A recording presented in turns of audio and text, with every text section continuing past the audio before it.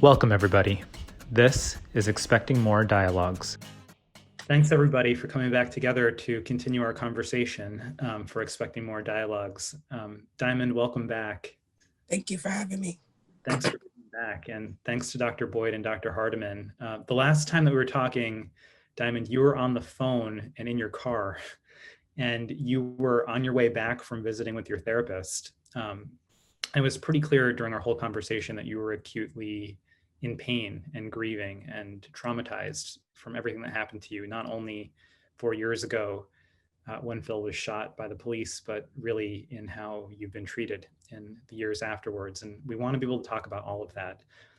But just to start, we know that things like this can have an impact on people's health, their physical health. And I'm hoping that you can tell us a little bit about what that's looked like for you. How was bearing witness to Phil's murder? What was the impact of that on your health? Bearing witness to my lover being killed has tremendously affected not only myself, but my daughter in a way that I could never imagine.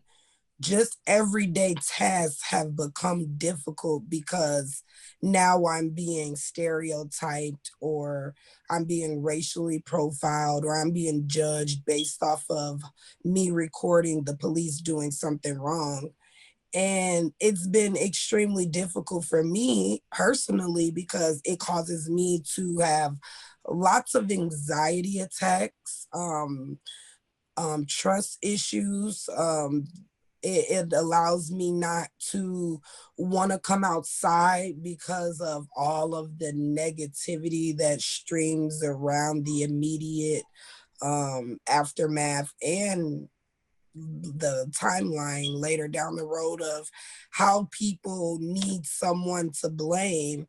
And when they don't have anyone to place blame on, they then start trying to find reasons and things and people and situations and scenarios. So the incident occurring 4 years ago has been more so difficult in my everyday life because people don't understand the severity of what you have to deal with mentally when you witness something so traumatic happen. And not only to myself, but to my daughter that was 4 years old at the time. She's even dealt with things such as bullying, not feeling included in certain times or aspects of her life where there was things kids were doing, people judging Day Day based off her not having her father figure around. So mentally, Dayana doesn't feel accepted. She doesn't feel wanted. We both are scared of authority. We don't feel safe at all where we live, just not just where we live, like in general, but just like as a whole, because people are always making us feel like we're the reasons why all of this is happening. We're the reason why everyone knows about George Floyd. We're the ones why everyone are pulling out their phones recording. So that alone is a lot of weight on my shoulders and gives me anxiety just going out, interacting in the everyday world, because when people look at me and they see me, they're already judging me based off what they heard, what they read, what they listened to, what they saw, what someone told them. It's never them putting their self in my shoes and thinking that it could have been them. So me trying to accept what I've done without feeling guilty or having remorse has been challenging for me, because with all the hate and negativity and bullying and stereotypes and all the things that came along with Phil getting killed by the police, have things that I haven't felt very secure with. I just regret ever recording Phil getting killed, trying to thinking that I would help the situation. And I feel like it only made it worse, to the point where now I can't sleep at night. Sometimes I can't eat. I'm always arguing with people, defending myself. My phones are tapped. My social medias are always being hacked. My life is not private anymore. Um, it's just been really hard. That sounds so hard, Diamond. I'm so sorry.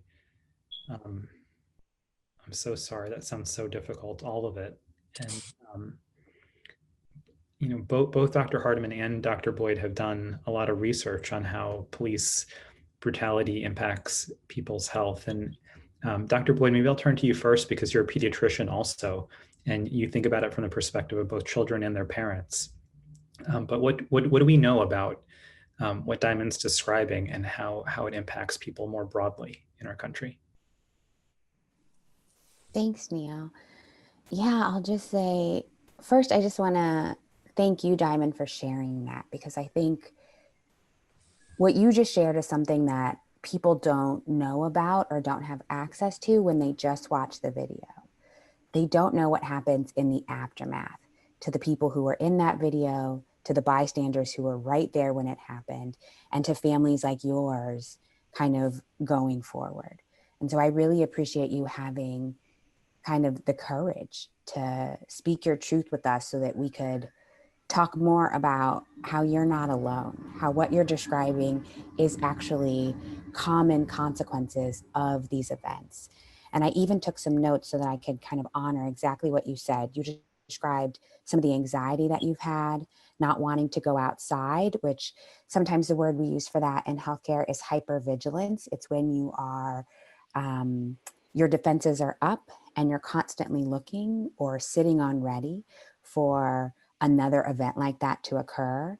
And then isolation, that you feel disconnected from others in your community or even from other sources of authority that might be created for protection purposes, but that you don't feel protected by, that you feel preyed on by. Those are really common symptoms, not just for adults who have witnessed violence and trauma like you, but also, as you mentioned, for your daughter. Kids, when they witness events of violence, also have higher rates of anxiety. They also feel anxiety when they go into other public spaces because they worry something like that may happen again. So the mental health toll that you've talked about is actually well studied and really common. And the last thing I'll say is, I think the first time we spoke, you really opened my eyes to the scrutiny that families like yours go through on the other side. I had thought that you would be wrapped up in love and protection and everything that your family needed. Wish, I wish, I wish that was my reality. Because of what happened to me, it has drawn all kinds of people to me for maybe all the wrong reasons. Maybe they thought I had things I didn't have. Maybe they thought they could benefit. But ultimately, because of the situation, I'm more alone than I've ever been in my life. Without my kids, I don't even think I would have anything to live for. We hate hearing that. That type of scrutiny is so unfair and it's so unjust. And I think I'm so glad that Rachel's here because this is part of what we study, which is not just around police violence, but in general, how Black mothers in particular have their parenting and their choices scrutinized. And I think for you, that gets compounded by having your grief scrutinized, having the choices that you made in that moment scrutinized. People are nitpicking everything you did and making it seem like your fault, and it's not your fault. And that has an extra toll. It still is happening. And Dr. Mm. Hartman, maybe you can also talk a little bit about the mechanisms of how this works in impacting people's health too, because I think that's not very well understood. And it's something that I know that you've researched as well. Yeah, I would be happy to. And I just want to start by echoing, Dr. Boyd's, comments and thanking you, Diamond, for taking the time to speak with us and to continue the conversation. And frankly, the gift of sharing what you're grappling with and what's in your heart, because I know that that's not easy to do. And so I'm grateful that you trust us enough to do that and to hold that with you and for you. Honestly, I don't know who to trust, but I'm just going with what God want me to do. I appreciate that, Diamond. I really do. And I think, When I die, I want my kids to have something to look back on. I don't want it just to be a bunch of false stories about me on Google like it is now. I hope these things get published in a positive way to make me look credible, because I'm tired of people discrediting me. I feel that. I feel that so much, Diamond, because I think one of the things we see, or I see a lot in my work, is this the narrative that has been written and rewritten about Black mothers and Black motherhood, right? And this is a chance for you, right, to show that that narrative is different, and to dismantle that narrative and create the one that you want for you and your children. And so I hope part of what we can do today is move that conversation forward.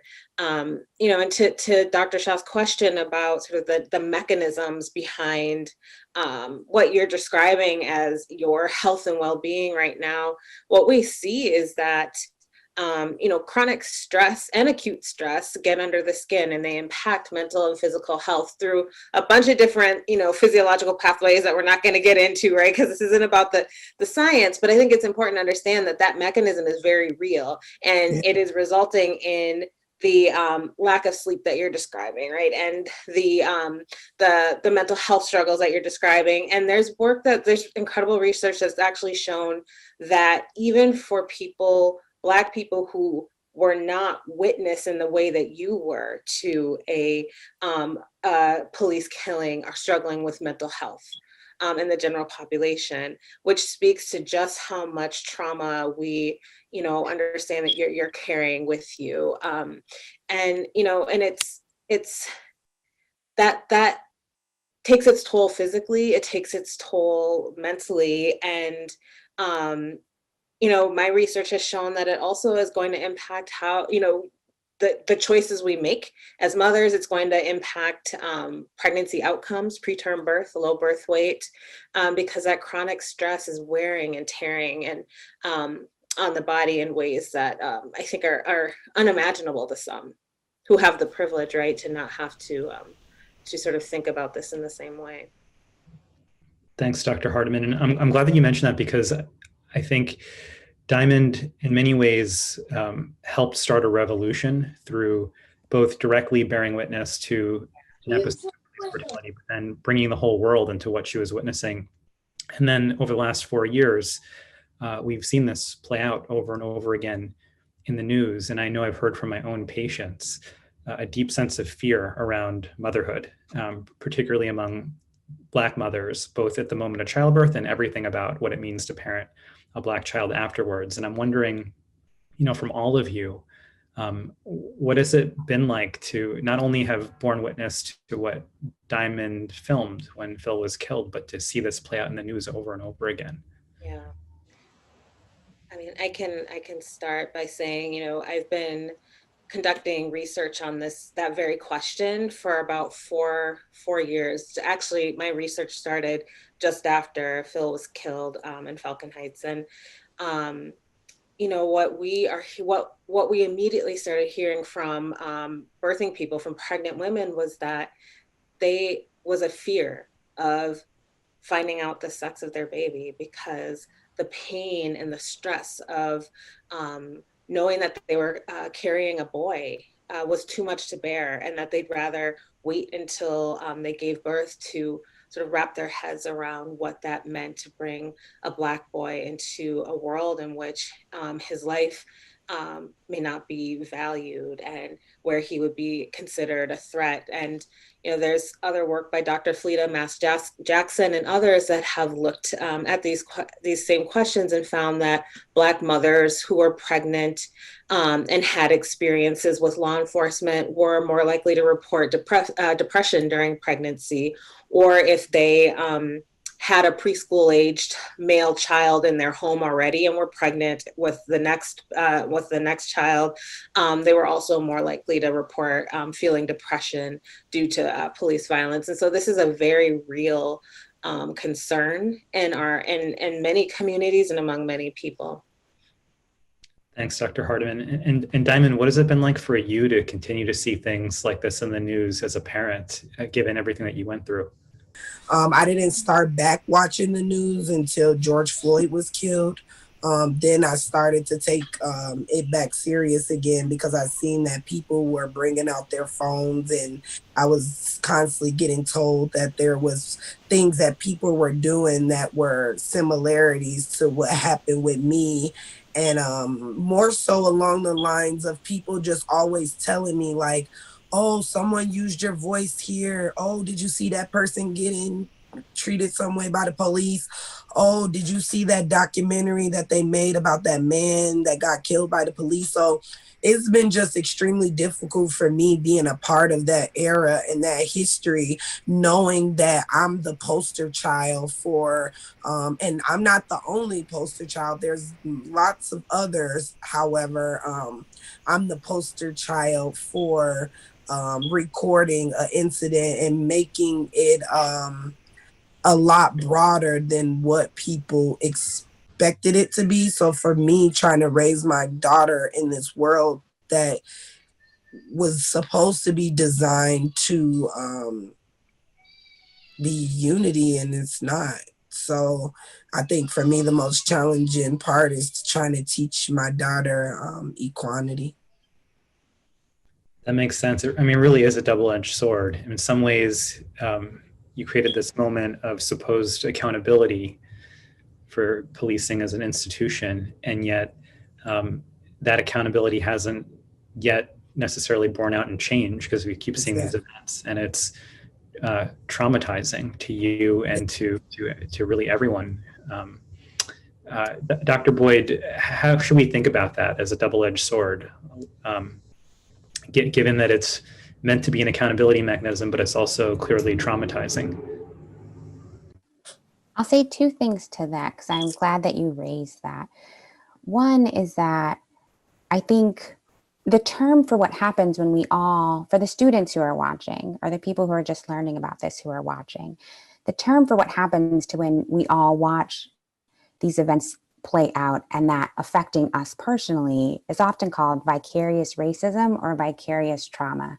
And there's also a field of research looking at what happens when you're not the direct victim, but you indirectly experience it, either through videos, as we've talked about, or as Diamond just said, secondhand accounts, other people sharing with you something that happened to somebody who could have been you, and people internalizing that and moving in the world differently because of that. I think vicarious trauma and vicarious racism is incredibly real. It has real health effects. And part of that double-edged sword is what compounds vicarious trauma and vicarious racism is that there is no justice. I think if those videos, right, when there's few outlets for us to turn to the legal system to say, these extrajudicial killings are absolutely illegal and will not be tolerated, there will be retribution, right? The law will stand up for the meaning and value of the lives that were cut short because of that event. If those things happened, then the fact that somebody captured that so that the law could do that would really be considered, valiant. We would think that that was a part of the justice process, that somebody did help hold the system accountable. But when the system won't hold itself accountable, then we're only left with the vicarious trauma. And there's very few outlets for healing. There's a study ongoing at UCSF that is asking that exact question. It's called the Justice Study. And they're asking folks essentially, what happens to the health of communities for whom justice is denied? And I think it's a different way of framing the many kind of consequences of these events, both for witnesses, for bystanders, for all of us who are vicariously affected, and for communities who live in a vacuum without any accountability for state-sanctioned violence. And I would just add, Neil, to what Dr. Boyd just said, by I think she's exactly right. And what we see then, because there's no justice, because justice hasn't been served in so many of these cases, is that Black communities and Black people are then constantly sort of adapting to be able to survive and thrive in these spaces that were not created for them to be safe. And, some of my research and conversations and interviews with Black mothers who are living in communities that have experienced the trauma of police violence here in the Twin Cities, we're hearing a lot about, hypervigilance and being vigilant when sending their children out to play or out to school or just out in the world, in a way that a lot of white families don't have to think about. We're hearing what it means to be protective parents and trying to figure out ways to exert control over our children to keep them safe, not for the sake of controlling, but literally out of fear of keeping the children safe. And and so I think once we get to this point where we are seeing, I hope that one day we get to the point where we're seeing justice served. There's going to be I think, radical shift in how Black parents and Black mothers are able to parent their children. Mm. That distinction of having to bear witness to traumatic things without there being justice also feels very important. And this concept of vicarious racism or experiencing it secondhand also seems very connected to this idea of systemic racism, which I think for a lot of people is abstract, as opposed to the more interpersonal racism that we're taught about in school and growing up. And that's really where I want to pick up. I want to talk more about how what Diamond experienced in policing has also manifested in terms of what she's experienced in society more broadly, in terms of how you were treated, Diamond. And I also want to talk about the way it plays out in our healthcare systems. I saw a meme circulating around social media after the George Floyd murders that really struck me as an obstetrician. The meme was that police are doing to Black men what doctors are doing to Black women. And it was really specifically referring to the maternal mortality crisis in our country and the fact that Black women are 3 to 4 times more likely to die in childbirth. And it made me immediately defensive, to be totally honest, as a doctor myself. But it also made me reflect a little bit about how institutionalized violence may have very similar patterns across institutions, whether it's policing or healthcare or other aspects of society, particularly in terms of the way that it's really based on entrenched beliefs and biases that are really just present in our daily lives and the way that we just come to accept them. And I'm wondering if you all saw that meme as well and how you might react to it. Dr. Boyd, maybe I'll start with you. I wouldn't say it in that way. I think there's something very different between the role that police play in community and the role that physicians play in community. And while I get what that meme probably is speaking to, perhaps the way we can say it is, do we think that there's a relationship between state-sanctioned violence and the types of structural racism and violence that also exist in healthcare? Mm-hmm. And then we could talk about what that relationship is without saying, are they the same? I think if you pose it in that way, then people might hold that meme. And I think it's a really actually dangerous metaphor. I think it's why we are talking about abolishing police, but like dismantling structural racism in healthcare. But, what was striking to me is that it really deeply resonated with so many people. It went viral very, very quickly, especially in the communities that I pay attention to who care very much about reproductive justice and childbirth. And it made me think about why it so deeply resonates. Dr. Hardman, what do you think? Yeah, that's so interesting because I haven't seen the meme, but I think about, and one of the reasons that I study the impact of police violence on health is because it is very much a reproductive justice issue, right? So if we are thinking about the fact that, reproductive justice states, one of the 3 core principles is that that women should have a right to care for the children they have in safe and sustainable communities. That means communities that are free of the trauma of police violence.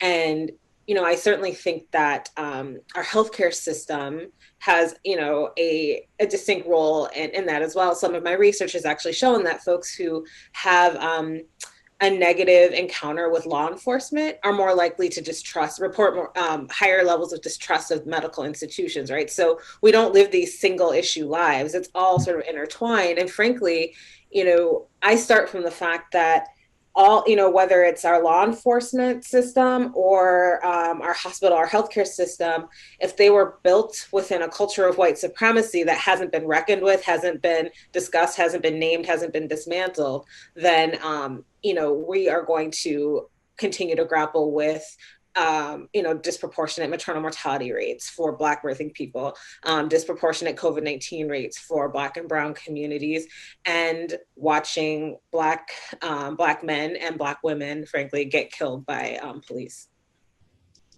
Thanks, Dr. Hardman. I think, one of the other reasons why that meme just struck me is that our first dialogue that we did was with Bruce McIntyre, who lost his partner, Amber Isaac, in childbirth at the height of the pandemic in New York City. And as he described his story, one of the things that came up repeatedly is the way that, he was stereotyped. Him and Amber were not married. That had come up in prenatal visits. It led to a pattern over the course of their prenatal visits that made them less willing and trusting to, engage with the system. And it just reminded me of some of the things that Diamond had been mentioning in our first conversation around the way she was treated because she and Phil weren't married. And I've actually received a lot of backlash even after having a new child. I had a baby 3 years after Phil. At some point, I want love. At some point, I want compatibility, whether or not the person I had a baby with worked out. No one should be judging me based off whether or not me and Phil were married, had a baby, because at the end of the day, he accepted Dayana as if she was his. So me having a baby 3, 4, 5, 6, 7 years later down the road doesn't have anything to do with my situation. However, everyone's looking at me and judging me like I'm the bad person because, like you said, I already wasn't in a relationship or married to Phil, and now I had a baby out of wedlock. So now it's just more stuff for people to judge me on. Yeah, it's sad.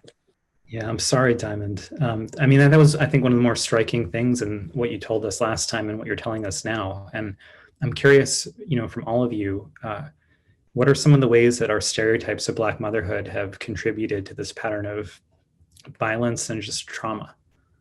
Can I go back 1 second and say something else about that meme? I think it's really important to acknowledge that when somebody dies, when a mom dies within a year of childbirth, yes, the healthcare system has to claim accountability for that and figure out along that path, that causal pathway, right? Where have we as a society failed that mother, child, family, community? But it's very difficult to pinpoint an individual clinician who murdered her, right? When police kill people, they literally are carrying weapons on the street and sometimes gunning people down. It's very different. And that type of violence, I think we have to be specific about. I think this meme is a little bit messy, to be honest. And it's not because I work in healthcare and I'm trying to say we're not racist. We're super racist in healthcare. We have racially disparate outcomes, similar to the racially disparate outcomes that you have from state-sanctioned violence. And yet, if you had doctors choking patients out, if you had doctors coming into a hospital and shooting somebody, you better believe that person would be arrested, in jail, fired, lose their medical license. We have a system that protects police officers who murder people on the street as a part of their job. And we as a society says that's okay. And that is fundamentally different. Look what happened in Wisconsin when the white boy took his dad's AK and rifle and got to shooting all those people. There's a prime example of it. The government protecting one of theirs. I just wanted to throw that out there. That's fair. And I really appreciate that distinction. I'm not endorsing the meme by any means. I started by saying it made me very defensive, and for all the reasons. I think there's a really important distinction that you very eloquently point out, Dr. Boyd. I think where I'm aiming to try to draw a parallel is, in the clinical world, there's a really thin line between what we celebrate as clinical intuition and what's effectively racism, because we have these fixed beliefs. The mechanism at the point of care, childbirth, for in many ways, for Amber Isaac, for Kira Johnson, for Shalon Irving, is that when people express concerns they're not believed. The healthcare system fundamentally responds differently to them than it would for somebody who looked different. And then just the stereotypes that surround it. One of the most haunting things about Charles and Kira Johnson's story is that Charles feels that if he would have advocated more strongly in the room, his wife would be alive. And at the same time, he was thinking he didn't want to be stereotyped as an angry Black man and thrown out of the room. And so there are ways in which these stereotypes can also be deadly. And I'm curious if that's come through in your research, Dr. Hardiman, or in some of the interviews that you've been doing. That's a really interesting question. And Dr. Boyd, I completely agree with the point you're making, because what I've seen, as a member of the Maternal Mortality Review Committee for my state, we've gotten to the point, right, where we have, contributing factors, and one of them is structural racism, and one of them is interpersonal racism, but yet there's nothing in a chart that I can read that's going to say, interpersonal racism was at play in this clinical encounter and therefore killed this birthing person. And so we are relying on my research, the research of many scholars across the country who have documented both the fact that our institutions and our systems are built and steeped in racism in many ways, to understand, and the stories like Amber's, and the stories like Shalon's, and Kira, and the 700 other birthing people that have lost their lives, to tell us these stories and to document that as the research sort of guiding the decisions that are being made. And I think it's a tough call, right? There's a lot of gray area there. Another thing that we have to uncover is the difference between structural racism and like bias, interpersonal racism, bias, stereotyping. I think when we try to analyze what happens in these public killings by police officers of civilians, we see the same narrative emerge. It was that individual officer who harbored a particular bias towards that individual civilian in that scenario, and that's why they did that. And so then out of that narrative come solutions, which are, we should train that officer, or we should just get rid of that one officer because they are just a bad apple. And we have to be critical of those types of narratives and solutions, and we have to resist them when we can, because what we know about racism is that it's systemic. It is not just that individual officer looking at that one person. It's the fact that we have armed police officers with militarized tools. It's the fact that there are thresholds that legally allow police officers to use lethal force in many states across this country without them having a lethal threat. My home state of California recently changed that provision, but it's more common than not that you would live in a state where police could legally use, and we call that justified homicide. Police could legally use lethal force against you without perceiving a lethal threat from you or having to prove there was a lethal threat.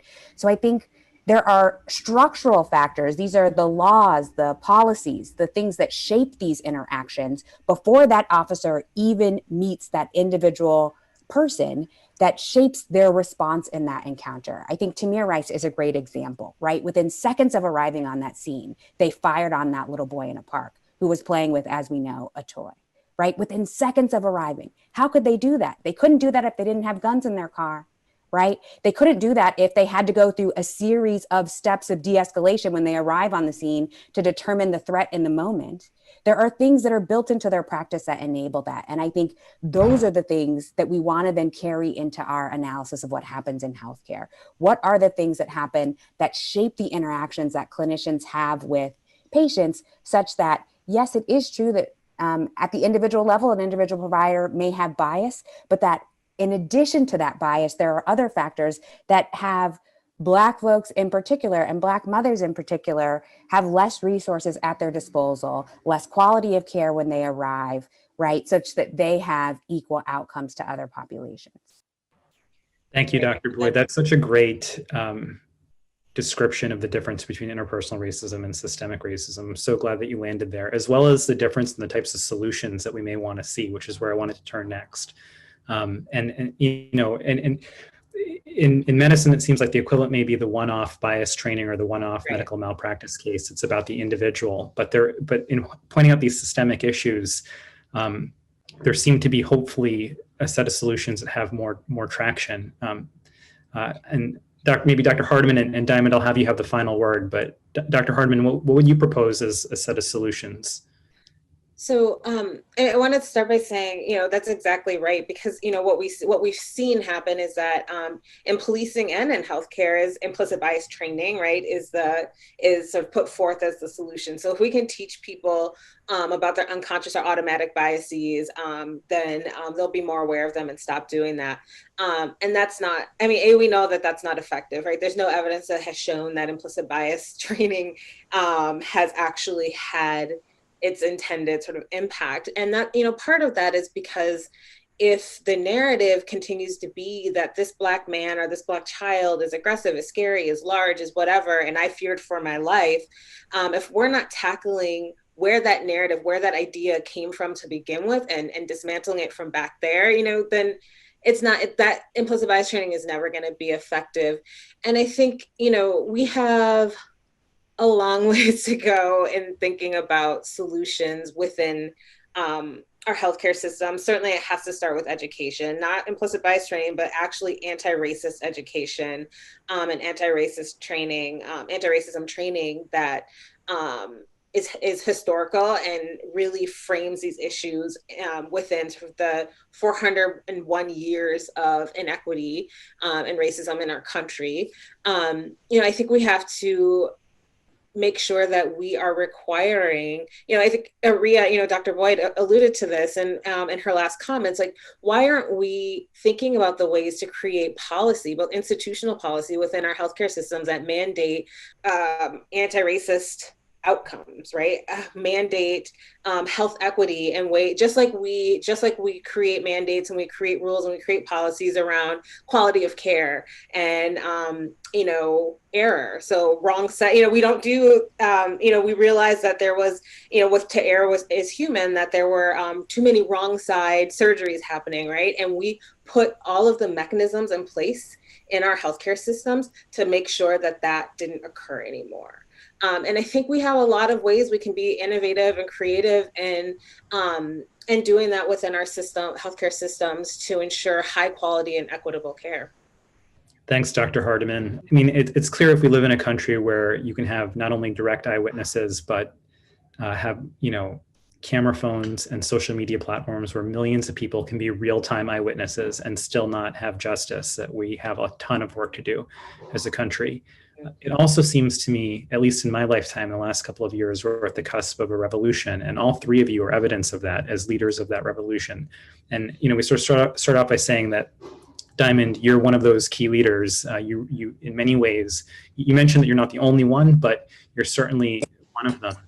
And I know that you have a complicated set of feelings about that, that in some ways you wish you never had done that because of all of the aftermath and what you've been subjected to.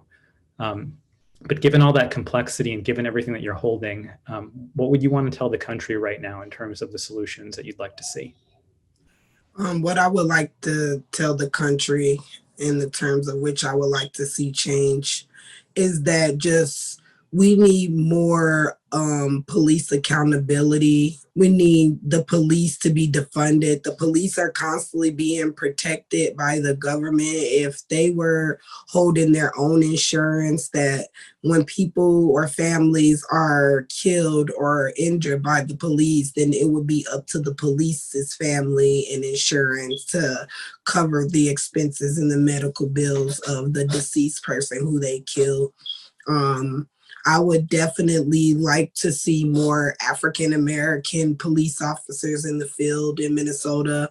I had an opportunity to travel to Philly and Washington, D.C. and some of those states where there were predominantly Black police officers trained on the force. And they expressed to us how there wasn't any high crime rates of police killings because the police could relate to the Black people and the African Americans and the minorities. So I just think having more equal equality, equal rights for everybody. I just feel like there should be more screening for police, especially for mental illnesses. I know it's not something that is as looked at, but I think it's absolutely something that is necessary and needed.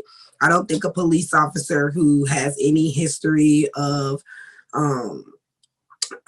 anything ranging from narcotic abuse, abusing prescription drugs, to domestic violence, anything from money laundering, anything that is not God-fearing. I don't think a police officer should be able to get in the force. I think there needs to be properly procedures, that these people are being highly trained, not just giving anyone a gun that wants to be a police officer. Like, these people need full-blown evaluations, mental checks. They need more than just however long it takes and however many sessions you got to go to school to be a police officer. I don't know the criteria because I never wanted to be one growing up. However, I just think that the police need more accountability. Police dash cams are absolutely necessary, not just in some states, but I think that all police officers should carry police dash cams, if not body cams. I also think that there should be a law where people are allowed to use their cell phones in any endangering situation. I know we have a law that's called hands-free, and you're not allowed to use your phone while behind the wheel of an operating vehicle. However, I think it's absolutely necessary that there's a law that protects people that are feared for their life against police when they don't know what to do in a situation. That sounds like a really powerful set of prescriptions. Thanks, Diamond. Yes.